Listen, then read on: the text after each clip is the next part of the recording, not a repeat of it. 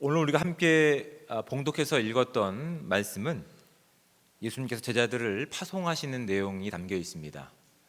누가복음에는 제자들을 파송하시는 장면이 두 번 등장하고 있는데, 오늘 본문과 함께 또 22장 35절부터 38절에 걸쳐서 또 파송하시는 장면이 나타나고 있습니다. 물론 누가는 이 두 번의 파송 장면을 언급하고 있지만 그 외에도 아마 여러 번 파송하시는 내용들이 있었을 겁니다. 단순히 그래서 파송하셨기 때문에 이 본문은, 오늘 성경 말씀은 예수 그리스도의 제자로 선택함을 받은 사람들은 이렇게 살아야 되는구나 라고 그냥 단편적으로 생각해도 나쁘지 않겠지만, 그것만이 과연 예수님께서 제자들을 파송하신 사건 가운데 담겨있는 본질적인 내용일까라고 하는 부분에 대해서 우리가 진지하게 고민해 보셔야 됩니다. 단순히 우리가 예수님의 제자이기 때문에 예수님의 제자는 파송받은 삶을 이렇게 살아야 된다라고 하는 단편적인 결과로만 본문을 본다고 한다면, 사실은 본문이 의도하고 있는 중요한 부분을 놓치고 갈 수밖에 없다는 사실을 좀 알고 갔으면 좋을 것 같습니다. 본문을 좀 자세히 이해하시기 위해서는 8장에 있는 말씀을 함께 좀 보셔야 됩니다. 우리가 좀 시간적 여유가 있으니까 한번 보도록 하겠습니다. 8장 1절 말씀을 보도록 하겠습니다. 8장 1절에 이렇게 말씀하고 있습니다. 그 후에 예수께서 각 성과 마을에 두루 다니시며 하나님의 나라를 선포하시며 그 복음을 전하실새 12 제자가 함께하였고, 또한 악기를 쫓아내심과 병 고침을 받은 어떤 여자들, 이렇게 되어 있습니다. 지금 예수님께 이 땅에 오셔서 하나님 나라의 복음을 선포하시고 그 증거들로 귀신을 쫓아내어 주시고 또 병 고치는 일을 하셨습니다. 그리고 오늘 그 일 가운데 예수님께서는 동일하게 제자를 불러 놓으시고 나서 모든 귀신을 제어하며 병 고치는 능력과 권위를 주시고 하나님의 나라를 전파하여 이렇게 많은 사람들 가운데서 앓는 자들을 고치게 하는 일 가운데 제자들을 파송하고 계십니다. 그러니까 8장 1절과 2절의 내용과 9장 1절에 있는 내용이 굉장히 유사성을 가지고 있다는 사실을 우리가 본문을 적어도 국민학교를 나온 분들은 이해하실 수 있는 겁니다. 그렇죠? 네, 좋습니다. 이해하고 가는 겁니다. 그렇게 이해하고 나서 이제 22절 말씀에 보시면 8장 22절입니다. 하루는 제자들과 함께 배에 오르사라고 하면서 네 가지의 어떤 치유 사건, 이적 사건들을 언급하고 계십니다. 지금 예수님께서 이 땅에 오셔서 복음을 전하시고 또한 그 복음을 전하시는 그 내용 가운데 어떠한 증거들, 병 고침과 악한 귀신을 내어 쫓는 일이 하나님 나라의 선포와 함께 그 증거들로 나타나고 있는 시간 가운데서 그 동일한 일을 제자들 가운데 당부하시는 내용 가운데 사실은 그 가운데 어떠한 이적 사건들이 있냐면 바로 네 가지의 어떤 기적과 치유 사건들이 있는 겁니다. 그걸 통해서 무엇을 우리가 알기 원하냐면, 예수 그리스도는 창조주이시며 구원자이시기 때문에 우리가 가지고 있는 죄의 결과를 가지고 그래서 망가져 버린 하나님의 질서와 하나님의 생명과 하나님의 관계를 알지 못하는, 그래서 처절하게 죽음으로 끝날 수밖에 없는 그들에게 찾아가셔서 그들이 당황하거나 그들이 두려워하거나 낭망하는 상황 가운데서 구원자가 누구신지를 사건들을 통해서 보여주십니다. 첫 번째 이적 사건은 무엇이었냐면, 제자들이 자연재해를 통해서 그들이 원하지 않는, 그들이 기대하지 않았던 시간 가운데서 자연재해를 만나서 크게 당황하고 있을 때에 그 어려움과 그 상황에서 구원자가 되시는 분이 누구신지를 믿게 하십니까? 예수 그리스도이심을 믿게 하십니다. 그 자리에 늘 함께 하셨음에도 불구하고 그 자리에 함께 하시는 구원자이신 창조주이신 예수님을 바라보지 못했을 때 그들이 만나는 당혹감과 그들이 만나는 어려운 상황 가운데서 그들은 크게 당혹할 수밖에 없는 겁니다. 그런데 예수님께서는, 창조주이시며 구원자이신 예수님께서는 그들과 함께 하시면서 그들의 두려움의 근거가 그런 것들 가운데서 흔들리지 않는 믿음을 갖기를, 하나님 나라를 살아갈 수 있는 믿음으로 나아가기를 꿈꾸고 계셨습니다.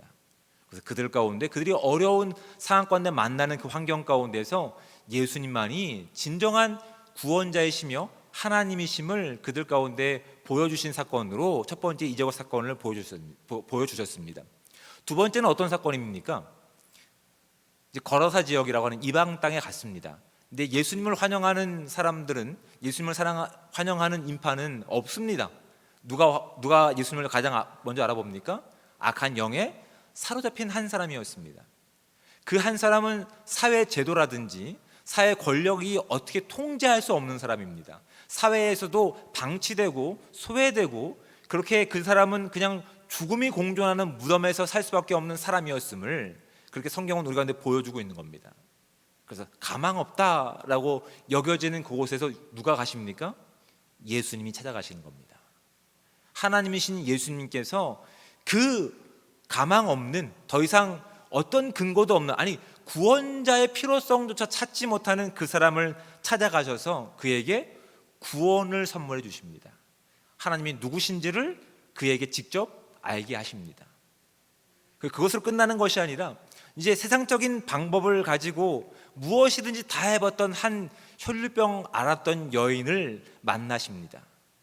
세상의 방법은 도저히 방법이 없습니다. 이제 끝이 났습니다. 더 이상 내가 할 수 있는 일은 없습니다.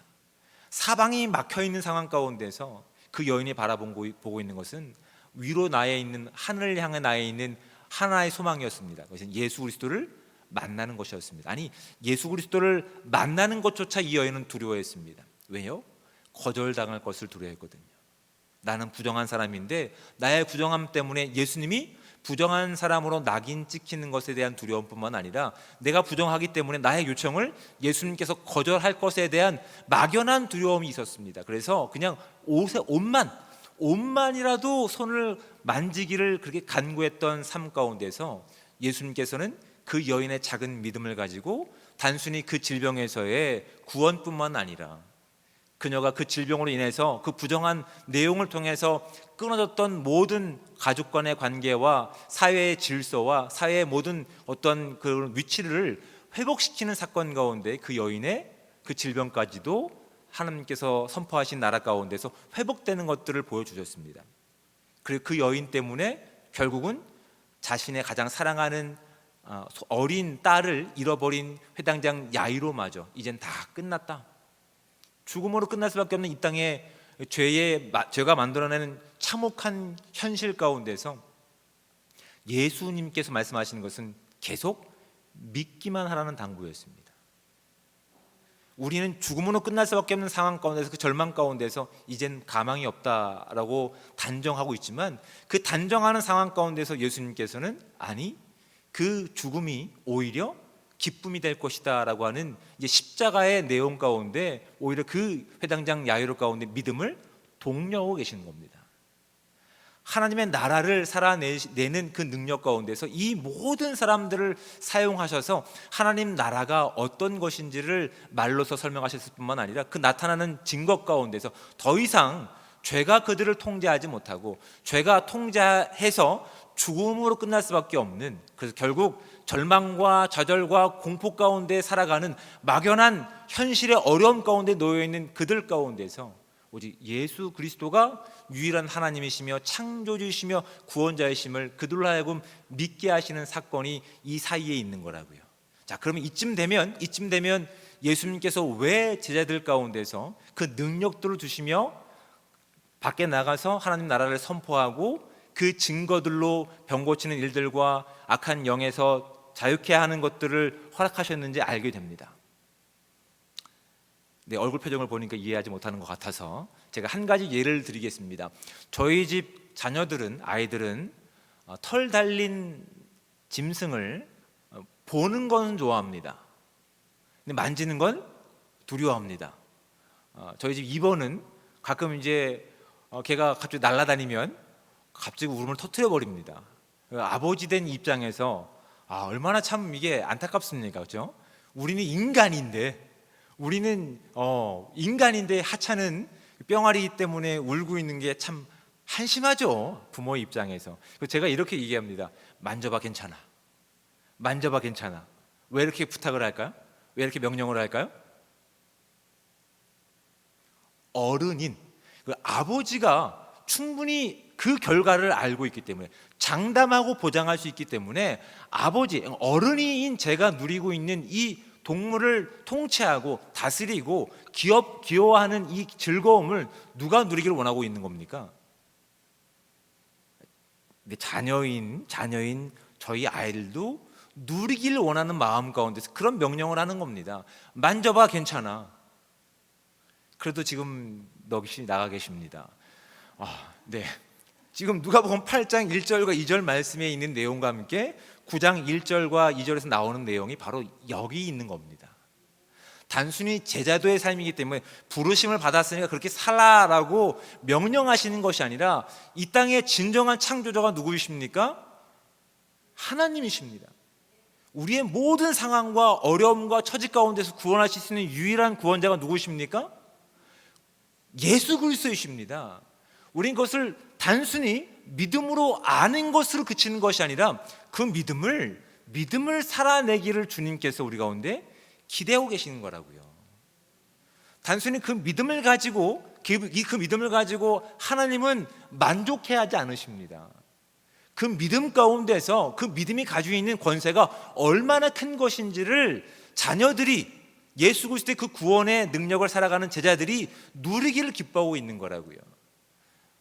아직도 넋이 빠진 표정이시기 때문에 제가 말씀을 가지고 다시 보겠습니다. 7절 말씀을 볼까요? 오늘 9장 7절 말씀. 분봉왕 헤롯이 이 모든 일을 듣고 라고 되어 있습니다. 이 모든 일은 무엇만 포함됩니까? 무엇이 포함될까요? 예수님께서 행하신 일만 포함될까요? 제자들이 예수님 말씀 가운데 순종해서 병이 나은 일, 우리가 함께 읽진 않았지만 10절 말씀을 보십시오. 사도들이 돌아와 자기들이 행한 모든 것을 예수께 여쭈니 이렇게 되어 있습니다. 기쁨 가운데 선포하는 거예요. 우리가 주님의 말씀 가운데 명령에 순종해서 갔더니 병이 낫더군요. 악한 귀신들이 복종당하더군요. 이 기쁨의 소식을 지금 예수님께 돌아와서 전하고 있는 겁니다. 근데 이런 일들을 누가 들은 겁니까? 분봉왕 헤롯이 들었던 겁니다. 그 예수님의 일뿐만 아니라 제자들이 예수님 말씀 가운데 순종한 일을 통해서 어떻게 이야기하고 있습니까? 7절 말씀에 심히 당황하니라고 되어 있습니다. 예수님의 일로만 당황한 것이 아니라 예수님의 제자들이 예수님의 말씀 가운데 순종했을 때 그러니까 하나님이신 예수님이 보이셨던 그 권세와 권위를 제자들도, 자녀들인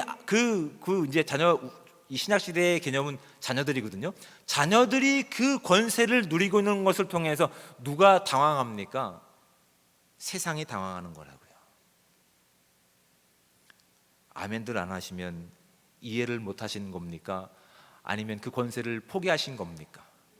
주님께서는 이 권세를 자녀된 저와 여러분들이 누리기를 원하고 계시는 겁니다. 이 단기 선교의 목적은 분명합니다. 누가복음에서는 파송의 장면이 여기뿐만 아니라 22장에도 등장하고 있다고 말씀드렸어요. 22장에는 오늘 본문에서 언급하지 않은 내용들이 있어요. 내가 전에는 너희 가운데 돈이나 몽둥이를 가지지 말라 하지 않았더냐. 그러나 지금은 준비하라고 말씀하세요. 근데 지금은 그것을 의지하지 말고 준비하지 말고 내 명령 가운데 순종해서 가서 내가 하나님 됨을, 내가 구원자 됨을, 그래서 내가 너희 가운데 준 그 권세를 가지고 너희가 지금 누구의 나라를 살고 있으며 누구의 권세를 살고 있으며 누구의 자녀되어 있으며 제자된 인생인지를 세상 가운데 보이라, 그 기쁨을 한번 참여해봐라 라고 하는 지금 권면과 명령이 이 본문 가운데 있는 거라고요. 그런데 이렇게 넉넉히 있으면 안 되는 거라고요. 그것을 느끼기 위해서, 경험하기 위해서, 그것을 기쁨 가운데 누리기 위해서 명령 가운데 순종하셔야 되는 거예요. 예수님께서는 그 기쁨을, 그 권세를 제자들이, 오늘 살아가는 제자된 또한 자녀된 저와 여러분들이 그 기쁨을 누리기 위해서 제자들 가운데 분명한 목적을 가지고 그렇게 그들 가운데 나가서 그 기쁨과 능력들을 한번 즐겨봐라 라고 당부하고 계시는 겁니다. 근데 여러분, 우리가 확인해야 되는 내용들이 있습니다. 하나님께서는 하나님의 나라를 선포하셨을 때 말씀으로도 충분히 다 선포할 수 있었다고요. 그렇죠? 말씀으로도 7장에 보면 이제 그 이방인이 나옵니다. 이방인 백부장이 나와서 자기의 수하에 있는 종이 병든 사실을 언급하면서 오셔서 제 수하에 있는 그 종을, 아이를 병 낫게 해달라고 간구하는 내용들이 있습니다. 근데 함께 가다가 그 백부장이 그렇게 얘기합니다. 와서 이렇게 얘기합니다. 차마 제가 주님을 모실 수 없기에 주님 말씀만 하시면 제 종이 낫겠습니다. 저도 수하가 있는 자입니다. 명령하시면 제 종이 낫습니다 라고 큰 믿음을 가지고 있었어요. 예수님께서 오히려 한 사람의 믿음을 가지고 칭찬하시지 않습니까? 예수님은 가시지 않아도 원격적으로 그 모든 질병과 어려움을 치유하실 수 있는 하나님이셨다고요. 그 다 보이신 하나님께서 충분히 이 세상의 어려운 상황들, 모든 상황 가운데 구원자 되신 하나님의 신을 드러낼 수 있음에도 불구하고 직접 그들이 보는 입장에서, 그들이 보는 수준 가운데서 그들의 눈높이에 맞춰서 치유하시고 회복시키시고 온전케 하신 목적이 바로 지금 우리가 언급했던 바로 그 내용이라고요. 우리가 그 기쁨을 함께 누리기를 원하는 겁니다. 그 능력을 살아내기를 원하고 있는 겁니다. 왜냐하면 우리는 주님의 제자일 뿐만 아니라 자녀들이거든요. 적어도 그 기쁨에 참여하는 그 즐거움 가운데서 우리가 진정 믿고 있는 분이 어떤 분이신지를 온 땅 가운데 전하면서 마치 분봉왕 헤롯이 겪게 되는 당황함을 좀 즐길 수 있는 그 마음의 여유를 갖기를 원하는 겁니다. 마음의 여유를. 근데 여러분, 주님께서 이 명령을 하시면서 무엇을 당부하십니까? 어떤 물질적인 보상이 하나님 나라를 살아가는 데 있어서 반드시 따라올 것이다라는 명령이 없어요. 오히려 이 명령 가운데서 3절 말씀부터 보시면 이렇게 되어 있습니다. 이르시되 여행을 위하여 아무것도 가지지 말라. 지팡이나 배낭이나 양식이나 돈이나 두벌 옷을 가지지 말며, 뭐 이렇게 쭉 나오면서 그 일에 대한 긴박성을 얘기하실 뿐만 아니라 그 일에 대해서 모든 일의 주권자가 누구이신지를 온전히 알고 살아가라는 당부가 담겨 있습니다. 그래서 이 일을 하는 데 있어서 그 당시 이방인들은 메시아를 어떻게 이해하고 있었냐면 물리적인 구원자입니다. 많은 어떤 군사력을 가지고 정치력을 가지고 자신들을 구원해낼 자들, 또한 많은 물질적인 보상을 해줄 수 있는 그 어떤 존재를 메시아로 꿈꾸고 있었다고요. 근데 그들의 잘못된 생각을 하나님의 나라의 생각으로 바꾸시기 위해서 예수님께서는 오히려 제자들 가운데서 그 능력이 어떤 삶인지를 그 단기 선교를 통해서 이 보내심을 받은 자의 삶이 어떠한 삶의 내용인지를 통해서 알게 하십니다.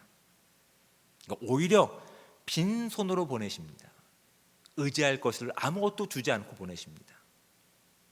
그 모든 일 가운데서 그들이 온전히 의지해야 될 유일한 대상이 누구이기 때문에 하나님이시며 구원자이신 예수 그리스도이심을 믿게 하기 위해서 오히려 그들이 그동안 의지했던 그 모든 것들을 다 배제하고, 또한 이방인들이 혹여나 잘못된 생각을 가지고 하나님 나라를 잘못 오해할까 봐 그들 가운데 부와 재물을 허락하신 존재가 아니라 죄가 통치하는 이 땅 가운데서, 그래서 하나님의 도움이 절적으로 필요한 이 땅 가운데서 하나님의 나라가 말씀으로 선포되며 그 나라가 선포되는 시간 가운데서 죄의 결과 나타나는 모든 질병과 악한 영으로부터의 치유함과 자유함을 선물해 주실 목적이 있는 거예요. 그래서 예수님께서는 그들 가운데 그 긴박성을 가지고, 그 주권성을 가지고, 독특한 특성을 가지고 제자들이 그 즐거움을 참여할 수 있는 은혜를 주신 겁니다. 그래서 그들은 하나님만 철저하게 의지하면서 자신이 가지고 있는 실력과 자원이 아니라 하나님께서 허락하신 능력을 의지하면서 한 걸음 한 걸음 순종하며 나갈 수밖에 없는 겁니다. 아니, 기대하며 나갈 수밖에 없는 겁니다. 그 오히려 예수님께서 말씀하신 그 순종의 마음을 통해서 오히려 무엇을 발견하게 하십니까? 오히려 그 마을 사람들이 하나님 나라를 선포하는 제자들을 섬길 수 있는 일 가운데 동참할 수 있는 기회를 주십니다. 이게 참 놀라운 부분인 것 같아요. 저도 예전에 어렸을 때 그런 생각했습니다. 충분히 제가 다른 또래보다 키가 더 컸고, 또한 신체적인 능력이 뛰어났고, 머리도 비상하게 돌아갔습니다. 제 마음건데 어떤 마음이 들었었냐면, 하나님, 제가 치사하게 그 개척교회에서 살에 얼마 받지도 않은 것 때문에 쪼잔하게 목회하고 싶지 않습니다. 제가 그냥 자비량으로 그냥 제가 벌어서 하나님 교회 그냥 마음껏 섬기겠습니다. 이런 마음을 가진 적이 있었습니다. 사실로. 그런데 하나님께서 오히려 어떤 마음을 주셨냐면 바로 이런 마음을 주시는 거예요. 오히려 네가 지금 걷고자 하는 길이 누구의 길인지를 저에게 반문하시더라고요. 너 걷는 길이 누구의 길이며 네가 증명하는 것이 너의 실력과 능력이냐 아니면 나의 능력이냐를 저에게 질문하셨습니다. 되게 혼란이 있던 상황 가운데 있었어요. 주님께서는 저를 평가하는 타인의 시선을 통해서 제가 바른 의도라고 생각했던 부분이 하나님을 떠난 이 땅이 원하는 방식이었음을 깨닫게 하셨어요. 제가 그 자리에서 하나님께 회개하고 하나님만 의지할 수밖에 없는 제가 목회자가 되겠습니다. 그렇게 결단한 시간이 제가 고등학교 2학년 때 시간입니다. 여러분, 우리도 이런 시간들, 뭐랄까요? 시행착오를 겪을 수밖에 없습니다. 여러분, 그거 사실은 인간적인 관점에서 쪼잔합니다. 사실은. 그렇죠. 그런데 오히려 예수님께서는 제자들을 보내셔서 아무것도 의지할 수 없는 것 가운데서 하나님의 나라의 복음을 전하는 그를 오히려 마을 사람들이 섬길 수 있는 기회를 통해서 내가 정말 누구에게 속한 존재인지, 내가 전하는 메시지가 무엇에 근거를 두고 있는지 말씀을 선포하는 자뿐만 아니라 말씀을 듣는 교회와 마을 모든 사람들 가운데 유익을 끼칠 방법으로 지금 지금 제자들을 보내고 있다는 사실을 여러분 분명히 확인하셔야 됩니다. 예수님께서는 분명하게 그것들을 제자들이 체험할 수 있는 은혜를 주신 거예요. 그들도 충분히 한 가정을 건사했던 사람들입니다. 가장들이었어요. 그들이 충분히 할 수 있는 일들이 있었다고요. 근데 예수님께서는 하나님 나라의 능력을 선포하며 그 능력이 이루어지는 그 내용들 가운데서 오히려 그들이 의지할 수 있는 그 모든 것들을 배제하면서 오히려 마을 사람들 가운데, 아니 교회 공동체가 온전히 복음을 전하는 그 일 가운데서 함께 참여하며 동참하며 그 즐거움을 느낄 수 있는, 그래서 다른 것 가운데 마음을 뺏기는 것이 아니라 오직 복음에 집중하고 복음을 듣고자 하는 열망들이 더 세워지기를 그들 가운데 기대하고 계신 거예요. 참 놀랍지 않습니까? 주님께서는 오히려 우리 가운데서 우리가 잘할 수 있는 것, 우리가 더 우리를 드러낼 수 있는 것, 그런 것들이 아니라 하나님 나라의 말씀이 말씀으로 선포될 뿐만 아니라 그것이 능력 가운데 임하는 이 시대 가운데서 오히려 우리가 자랑할 수 있는 건 다 배제하고 오히려 부족한 것을 가지고 서로 하나님께서 우리 가운데 무엇을 꿈꾸고 계시는지 알아갈 수 있는 은혜를 주시는 겁니다. 그래서 제가 감사함을 가지고 지금 사례를 받고 있는 겁니다. 왜요? 저는 하나님을 믿거든요.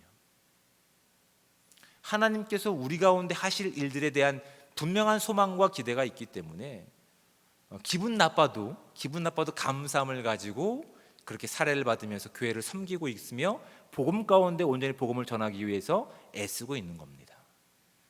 지금 예수님께서는 하나님 나라의 능력을 마음껏 즐길 수 있는 기회 가운데 제자들을 선택하셔서 특별하게 이 은혜의 시간들을 허락하신 겁니다. 단순히 이것은 분명한 목적이 있는 겁니다. 이것이 모든 보내심을 받은 자리 가운데 다 적용되라는 말씀이 아니에요. 나중에 누가복음 22장에서는 가지고 있는 전대와 지팡이를 챙기라고 말씀하세요. 다만 적어도 우리가 하나님의 제자이며 하나님의 백성이라고 한다면, 자녀라고 한다면 하나님께서 우리를 보내신 그곳에서 우리가 누구의 능력을 가지고 누구의 은혜를 살아갈 뿐만 아니라 누구의 권세를 가지고 세상이 감당하지 못할 믿음을 증명하기 원하시는지 오늘 본문은 우리 가운데 분명히 말씀하고 있는 겁니다. 분명한 목적이 있는 겁니다. 하나님께서 그 모든 기회 가운데서 다 부족함 없이 채울 테니 너는 내 명령에 순종해서 그 길을 한번 가보지 않겠니라고 하는 하나님의 기대가 지금 이 명령 가운데 담겨 있는 거예요. 이 말씀은 제자들 가운데 하신 말씀이 아니라 오늘 살아가고 있는, 오늘 너무나 많은 분주한 것 가운데, 아니 내가 할 수 있는 수없이 많은 능력 가운데서, 그래서 하나님의 것과 나의 것이 혼동되는 이 땅 가운데서 우리 가운데 던지시는 도전이 아닐까 싶습니다. 여러분, 하나님의 복음이 필요하지 않은 곳은 아무도 없습니다. 하나님 복음은 어느 곳이든지 다 필요합니다. 그래서 예수님께서 그렇게 창조주이시며 구원자로 오시면서 하나님 나라를 선포하시면서 그 능력들이 어떻게 드러나시는지 직접 보셨을 뿐만 아니라 이제 그 능력을 살아내야 되는 제자들과 오늘날 저와 여러분 가운데 그 능력을 체험할 수 있는 은혜를 주시는 겁니다. 온전히 하나님의 능력을 경험하고 싶다고 한다면 우리를 보내신 그곳에서 우리가 철저하게 하나님께서 우리 가운데 무엇을 기대하시는지 말씀의 근거를 가지고 그렇게 순종하며 나갈 수 있어야 됩니다. 그래서 하나님보다 더 우선시하고 의지할 수 있는 것이 분명히 우리 가운데 있다고 한다면 그것을 배제하고 하나님의 영광과 하나님의 명령을 우리의 삶 가운데 우선순위로 여기고 나만 드러내는 것이 아니라 우리가 함께 채워짐을 통해서 함께 회복하시는 하나님의 나라를 통해서 우리가 어떤 존재인지를 한번 경험해 갈 수 있는 은혜들을 주신 것이라는 사실을 잊지 않는 은혜의 시간들 되시길 바랍니다. 오늘 이 말씀은 너무나 분명한 목적을 가지고 있습니다. 우리가 제자이며 하나님의 자녀이기 때문에 하나님의 능력을 한번 살아보기를 꿈꾸고 계시는 겁니다. 하나님의 능력을 살아보기를 꿈꾸고 계시는 거예요. 그 하나님의 온전한 능력을 살아내고 그것을 누리기 위해서는 주님께서 우리 가운데 기대하시는 목적과 말씀이 무엇인지를 분명히 알고 그것을 순종하셔야 됩니다. 하나님보다 더 의지하는 것이 우리 가운데 없으셔야 됩니다. 내가 충분히 할 수 있는 일임에도 불구하고 하나님 나라가 단순히 말씀만이 아니라 또한 그 가운데 그 능력이 능력으로 드러나고 있는 일임을 알게 하시기 위해서 우리가 또한 섬기는 일을 통해서 봉사하는 일을 통해서 또한 우리의 찬양을 통해서 많은 우리의 달란트를 통해서 하나님의 영광을 살아내야 된다고. 말씀만 치중하는 것이 아니라 말씀이 있는 곳에 하나님의 능력이 드러날 수 있도록 하나님께서 모든 귀신을 제어하는 능력과 병을 고치는 능력과 권세를 주셨던 것처럼 우리를 보내시는 곳 가운데서 온전히 말씀을 전하고 그 말씀이 선포될 수 있도록 저와 여러분 가운데 주셨던 그 권세와 권능을 가지고 우리가 주셨던 그 재능들을 가지고 그 하나님을 높일 수 있는 자들이 되어야 된다. 그럴 때 비로소 우리를 보내신 곳에서 우리가 어떠한 권세를 살고 있는지를 진정 하나님의 권세가 어떤 것인지를 우리가 꿈꿀 수 있을 뿐만 아니라 살아낼 수 있는 자격이 우리 가운데 있다는 사실을 기억할 수 있는 귀한 시간 되시기를 주님으로 축복을 드립니다. 때로는 우리의 부족함을 가지고 하나님께서 우리 가운데 기대하셨던 온전한 능력들이 이루어질 줄 믿습니다. 우리의 지식과 경험과 다른 어떤 자원들을 의지하는 것이 아니라 우리를 보내신 곳에서 우리를 보내신 그분의 말씀에 순종하고 그분께서 우리 가운데 교회를 섬기고 이 지역사 가운데 하나님의 능력을 살아낼 수 있는 그 능력을 주셨다면 그 능력을 통해서 하나님의 권세를 살아낼 수 있는 하나님의 복된 제자들, 하나님의 거룩한 자녀들 되시기를 주님의 이름으로 축복을 드립니다. 기도하겠습니다.